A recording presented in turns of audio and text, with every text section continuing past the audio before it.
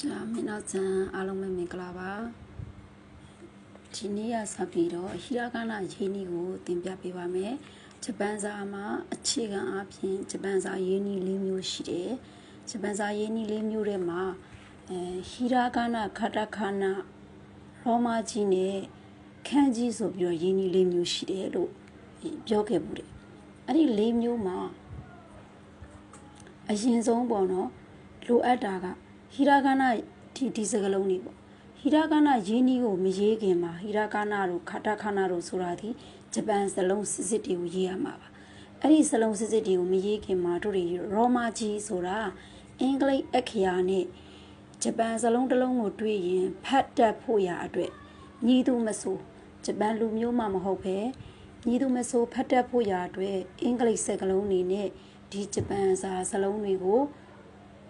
အတန်ထွက်နီးပေါ့နော်အဲ့ဒါကြောင့်လိုအပ်တာကရောမာကြီးကိုအရင်ဖတ်နီးအနေနဲ့လိုအပ်တယ်အဲ့တော့ရောမာကြီးအနေနဲ့တို့တွေကဖတ်နီးရရန်အတွက်ရေးနီးလည်းပဲတခါတည်းနဲ့လေ့ကျင့်မဲ့ပေါ့လေအင်္ဂလိပ်စလုံးဒီမြည်သူမဆိုရတယ်ဖြစ်တဲ့အတွက်ကြောင့်အဲ့တော့ရေးကြည့်ကြရအောင်အဲ့တော့ဒီဂျပန်စာထဲမှာ A ကိုညင်ရင် A လို့မဖတ်ဖဲနဲ့ R လို့ဖတ်ရပါမယ် R ပါဂျပန်စာသင်တဲ့အခါမှာ I ကိုမြင်ရင် E ကိုမြင်ရင် E လို့မဖတ်ဖဲနဲ့I ကိုမြင် I လို့မဖတ်ဖဲနဲ့ E လို့ဖတ်ရပါမယ်ဒါဆိုရင် R E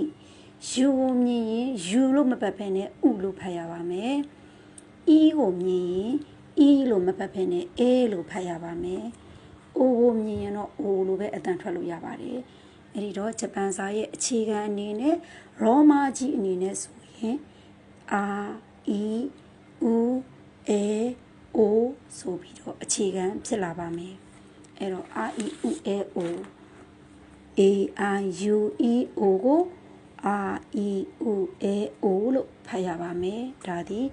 ရောမာကြီးအခရာပါဂျပန်စာရဲ့ရောမာကြီးအခရာစလုံးဖြစ်ပါတယ်အဲ့ဒီတော့ဒီမှာ R E U A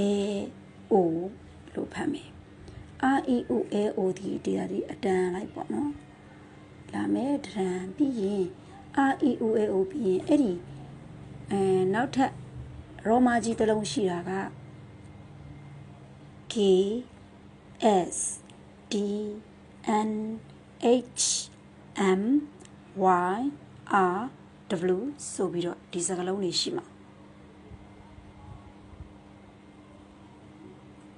နော်အားလုံးပေါင်းဆိုရင်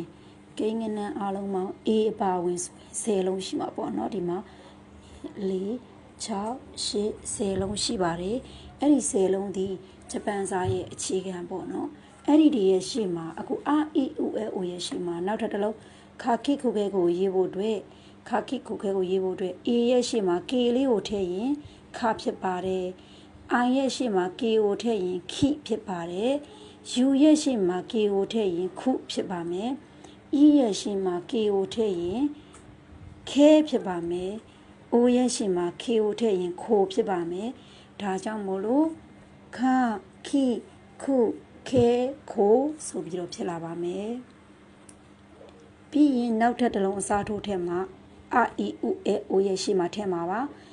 S ကလေးတွေကိုလိုက်ထည့်မယ်အဲဒီတော့ A ရဲ့ရှေ့မှာ S ကိုထည့်တော့ S A စာ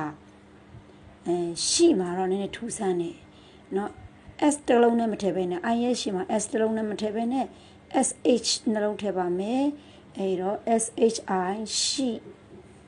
ထူချလို့အဝိုင်းလေးဝိုင်းထားခဲ့မယ်ရှိပြီးရင် U ရဲ့ရှေ့မှာ S ကိုထည့်တော့ S U စု E ရဲ့ရှေ့မှာ S ကိုထည့်တော့ S E ဆဲ O ရဲ့ရှေ့မှာ S ကိုထည့်တော့ S O ဆိုပြီးတော့ဖြစ်ပါမယ်အဲ့တော့အားလုံးဒီ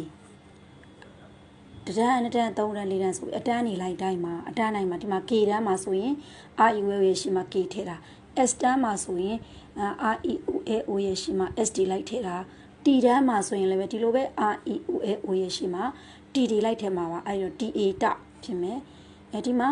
I မှာတော့ I ရဲ့ရှေ့မှာ I တလုံးနဲ့မထည့်ဘဲနဲ့ C H I လို့ထည့်မယ် T မဟုတ်ဘဲနဲ့နော် C H I ဖြစ်သွားတာပါ C H I လို့ထူခြားချက်အနေနဲ့ဒီလိုလေးဝင်ရေးထားမယ် ပြီးရင် U ရဲ့ရှေ့မှာတော့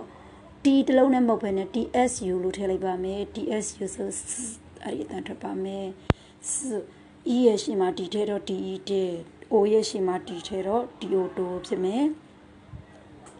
ပြီးရင် N လေးတွေလိုက်ထည့်မယ် R E O L O ရဲ့ရှေ့မှာ N လေးတွေလိုက်ထည့်ရင်နာ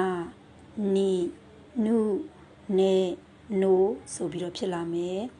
ပြီးရင် R E O L O ရဲ့ရှေ့မှာဒီမှာ H အလဲရောက်ပြီဆိုတော့ဟာဟီဖုဒီနေရာမှာဖုလို့လည်းရတယ်လို့ဟုလို့လည်းအတန်ထွက်ရင်ရပါတယ်တကယ်တော့ဖုလို့လည်းအတန်ထွက်ရှိတယ်ဟုလို့လည်းအတန်ထွက်ရှိတယ်ဒါမှမဟုတ်ရင်ဖုလည်းမဟုတ်ဟုလည်းမဟုတ်တဲ့အဲ့ဒီအတန်လည်းထွက်ပါတယ်ပြီးရင် HE ဆိုရင် he HO ဆိုရင် ho ha he fu he ho လို့ထွက်ရပါမယ်ပြီးရင် M ရဲ့အလေဆိုတော့ M မမီမူမေမိုအဲ့ဒါအလုံးဒီအခြေခံ R E U A O ရဲ့ရှိမှာ K S T N H M Y R W တွေကိုလိုက်ထည့်တာဖြစ်ပါတယ် Y လှည့်ရောက်ပါပြီ Y မှာ W Y Y A ဆိုရင်ရဖြစ်ပါမယ် Y I ရမရှိလို့မို့လို့ဒီမှာမထည့်ဘူး Y U U ရှိတယ် Y O U ရှိတယ် Y E မရှိဘူးအဲဒါကြောင့်ရ U ရောဆိုပြီးတော့ဖြစ်လာမယ်ရအလက်ရာရီရူရဲရိုရာရီရူရဲရိုလို့လည်းဖတ်တယ်လို့လာလီလူလေလို့လတန်နဲ့လည်းထွက်ပါတယ်လသို့မဟုတ်ရကောက်တန်2မျိုးနဲ့ထွက်ပါမယ်ရာဒီလူလေလို့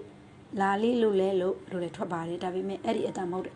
ရာတန်လည်းမဟုတ်လတန်လည်းမဟုတ်တဲ့ရာရီရူရဲရိုဆိုပြီးတော့ဖတ်လို့ရပါတယ်ပြီးရင် WA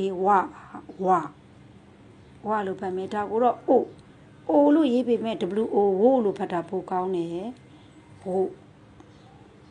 ဒီအခရာလေးကိုတော့ N တန်လည်းထွက်တယ် M တန်လည်းထွက်ပါတယ် on ဆိုတဲ့အတန်ထွက်ပါမယ် on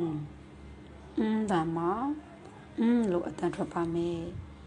ဒါသည်ဟီရာဂနာခတာခနာမရေးခင်ရောမာကြီးအနေနဲ့တည်ထားတဲ့စလုံးတွေဖြစ်ပါတယ်